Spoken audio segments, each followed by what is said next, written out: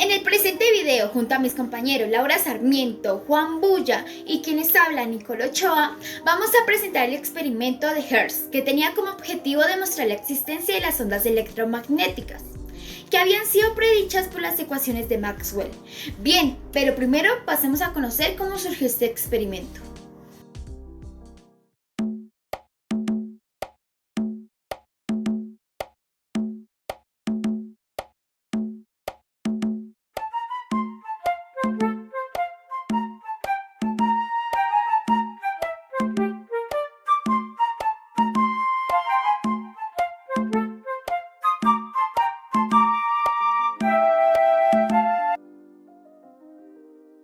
James Maxwell fue una de las mentes más brillantes de su tiempo. En la década de 1880 desarrolló la teoría matemática del electromagnetismo. Pasemos a conocer sus fórmulas.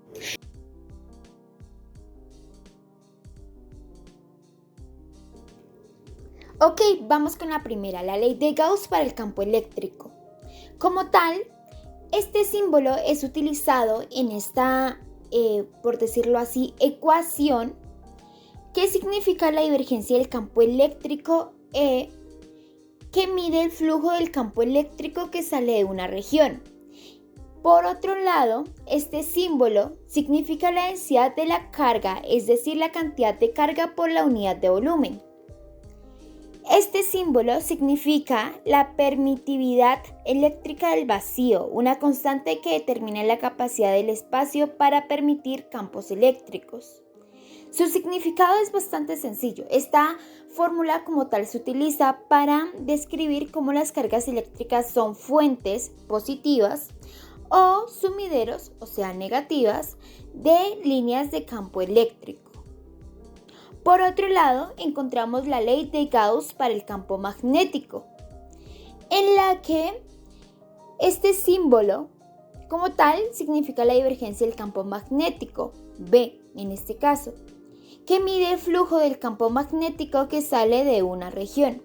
Como tal, esta es utilizada cuando una ecuación quiere indicar que no hay monopolios magnéticos. Las líneas de campo magnético no tienen un origen o fin, sino son cerradas. Bien, ahora vamos a encontrar la tercera ley, que es la ley de Faraday de la inducción.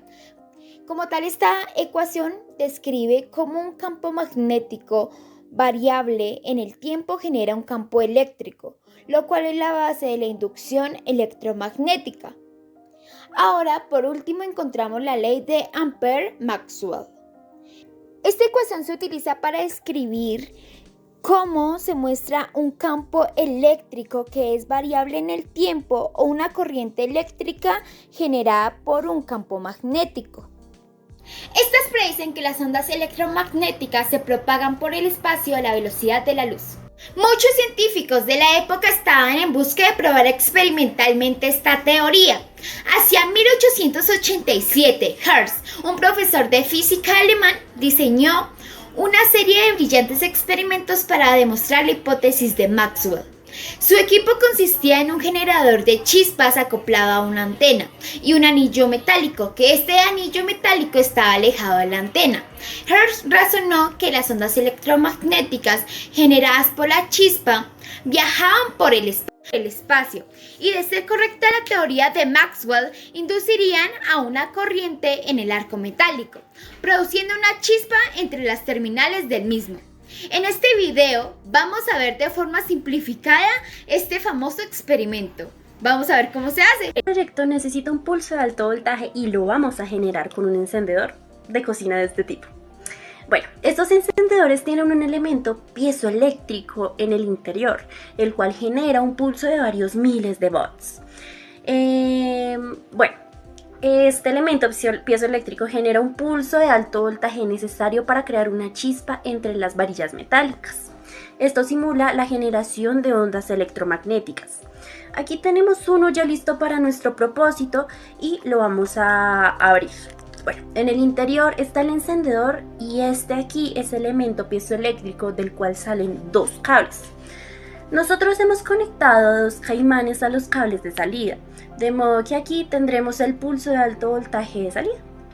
Aquí, como podemos ver, como al accionarlo aquí podemos ver cómo al accionarlo se produce la chispa. Aquí tenemos el arreglo que hemos hecho para replicar el experimento del Hertz.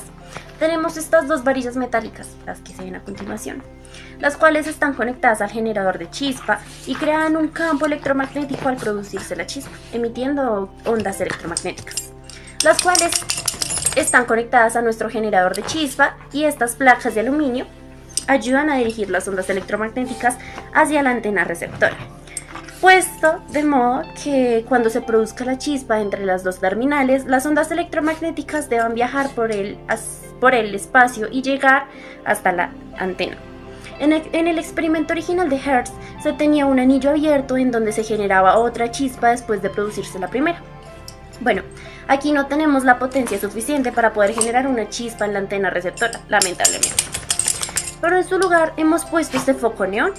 En lugar de detectar una chispa, se utilizará un foco de neón que se enciende al recibir las ondas electromagnéticas, indicando que han sido captadas, el cual enciende a unos 60 o 70 voltios aproximadamente.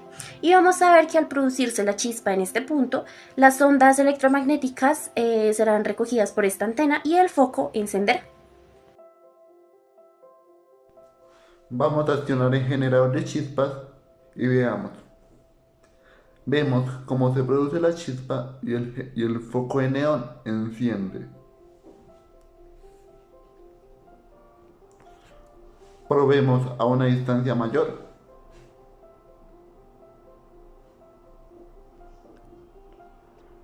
Aún podemos ver cómo enciende ligeramente.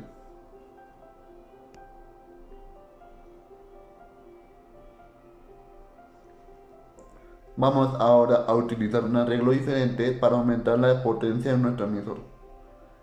Vamos a utilizar una fuente de alto poder que genera varios miles de volts. Tenemos la fuente en la salida de alto voltaje conectada a este capacitor, que a su vez se conecta a nuestra antena emisora. El efecto del capacitor es almacenar la energía y soltarla de golpe a cada chispa del emisor.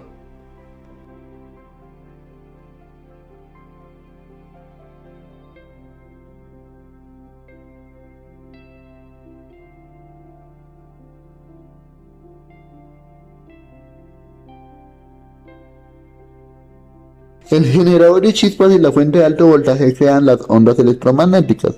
El capacitor asegura que las chispas sean lo suficientemente potentes para que las ondas viajen distancias mayores.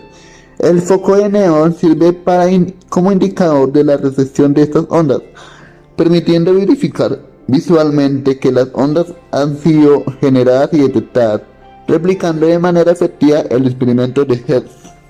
Como también le permitió conocer diversas características de las ondas. Una muy importante hasta el día de hoy son las interferencias, que por ejemplo pueden perturbar o reforzar la recepción de un radio. Llega una onda, recibimos algo de señal, luego sucesivamente se le une otra.